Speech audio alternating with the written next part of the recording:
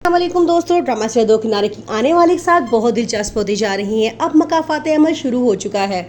दुर्र शहवाज शहीर के रवैये से परेशान होकर अपनी मामा को कॉल करती है और कहती है मैं बहुत अकेली रह गई हूँ, मेरे पास आता ही नहीं है, वो कहीं और रहता है। उसकी मामा कहते हैं कि बेटा ये तन्हाई तुमने खुद अपने नसीबों में लिखी है, अब इसमें रहने की आदत डाल लो। दूसरी तरफ दुआ की तबीयत बहुत ज़्यादा ख़राब हो जाती है। मावरा उसकी बहुत टेक केयर करती है, लेकिन फिर भी उसकी तबीयत सही नहीं हो रही होती।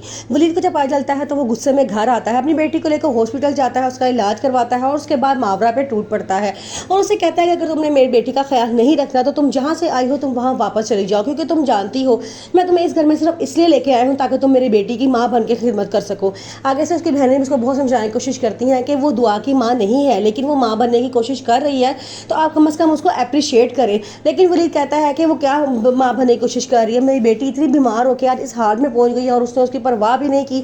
लेकिन उसकी बहनें बहुत समझाती हैं कि हम खुद देखते हैं वो कितनी परवाह करती है आपकी बेटी की, आपकी इसकी असल माँ तो उसको छोड़ के फेंक के चली गई है, अब कोई और है वो उसकी परवाह कर रही है, तो आप कम से कम उसको अप्रिशिएट तो करें। शहवार अपनी मामा से कहती है कि मैं बहुत अकेली हो गई हूँ, मैं आपके घर में आके रहना चाहती हूँ आपके पास। लेकिन उसकी मामा साफ इनकार कर देती हैं और कहती हैं कि तुम वहीं रहो जहाँ तुम हो, क्योंकि तैमूर और आयमा तुम्हें कभी भी इस घर में बर्दाश्त नहीं करेंगे। मैंने बड़ी मुश्किल से उनको रोका है, वो ये घर छोड़ के जा रहे थे।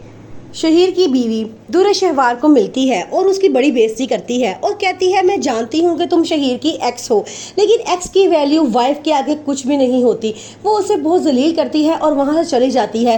दुर्र शहवार को बहुत दुख होता है, वो घर आती है, शहीर को बहुत कॉल्स करती है लेकिन शहीर कॉल नहीं उठाता।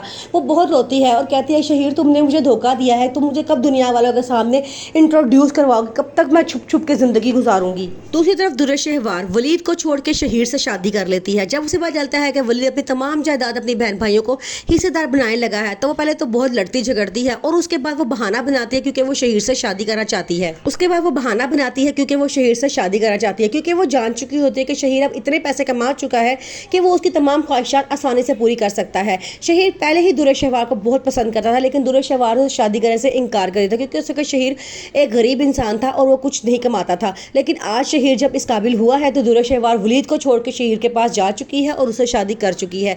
अपनी बीमार बेटी का भी उसने कोई ख्याल नहीं किया कि मेरी बेटी बीमार है, लेकिन वो उसको भी छोड़ के जा चुकी है कि मावरा आगे से इतनी अच्छी है लेकिन फिर भी आप उसे अच्छा रिस्पॉन्स नहीं देते हैं। आगे से वो कहता है कि आप लोगों के कहने पर और दुआ की खातिर मैंने मावरा से शादी कर तो ली है, लेकिन अब तुम लोग मुझे बयान देना बंद कर दो और मेरी ज़िंदगी पे गौर करना बंद कर दो, जैसी मेरी लाइफ है वैसे ही चलेगी। ये कह के वो जब जाता है तो मावरा सबको समझाती है, कहती है कि उसके दुर्र शहवार ने बड़ी बेदर्दी से दिल तोड़ा है, उसको जुड़ने में थोड़ा सा टाइम लगेगा, आप लोग परेशान ना हुआ करें, मैं उसको बिल्कुल ठीक कर लूँगी। मावरा एक बहुत अच्छी लड़की होती है जो वलीद को बहुत पहले से पसंद करती होती है।